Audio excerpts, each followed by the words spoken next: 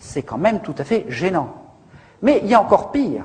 Il y a tous les mercenaires d'extrême droite qui sont répandus à travers toute l'Afrique et dont le vivier est constitué par la garde présidentielle de Jean-Marie Le Pen, le DPS, Département Protection Sécurité.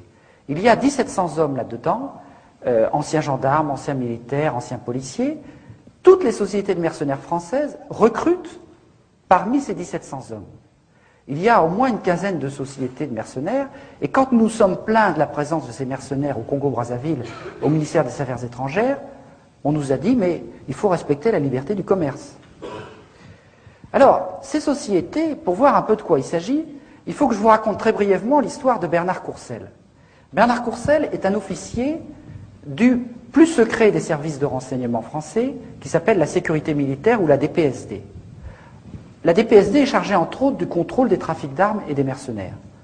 En 1980, il démarre sa carrière avec un certain Bruno Gollnisch, qui a fait une autre carrière par la suite. Bernard Courcelles, chargé de contrôler les mercenaires, il crée sa société de mercenaires avec son frère, qu'on verra ensuite dans les 15 années à venir. Ensuite, il est chargé de la sécurité de l'entreprise Lucher, qui fournit des armes à l'Irak et à l'Iran pendant toute la guerre des années 80. Car la stratégie occidentale, c'était que la guerre dure le plus longtemps possible. Ensuite, je passe quelques épisodes, en 1990, il devient en quelque sorte le garde du corps de Madame Mitterrand-Bis, Anne Pajot.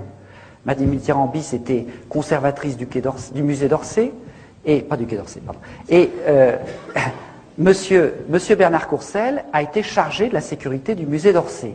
Quand on sait les dizaines de millions, pour ne pas dire les centaines de millions, que Mitterrand a dépensé pour garder le secret de sa vie privée, on peut difficilement imaginer un personnage plus près du cœur du pouvoir. Or, sans transition, en 1994, M. Bernard Courcelles est nommé directeur de la garde présidentielle de Jean-Marie Le Pen. Il passe de Mme Mitterrand-Bis à Jean-Marie Le Pen sans transition, et pendant 6 ans, il va être le directeur de ce vivier de mercenaires, qu'il enverra un peu partout, en Afrique et ailleurs. En 1999, il devient directeur de la garde présidentielle de M. Sassou Nguesso au Congo-Brazzaville, qui venait de commettre une série de crimes contre l'humanité, et 2 mois plus tard, directeur de la sécurité des installations pétrolières françaises au Gabon, un poste tout à fait marginal.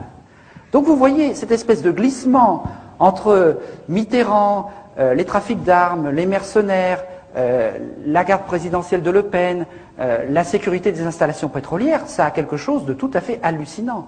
Et vous avez peut-être vu récemment sur France 3, après un interview dans Libération, qu'un repenti de chez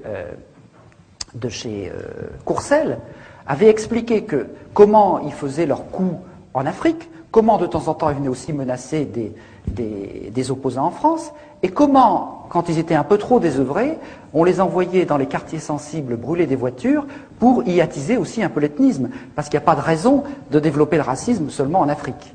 Donc vous voyez quand même que ces mécanismes sont assez inquiétants pour la démocratie. Alors je continue dans le négatif avant de passer un peu plus dans le positif, parce qu'il faut aller au fond du négatif.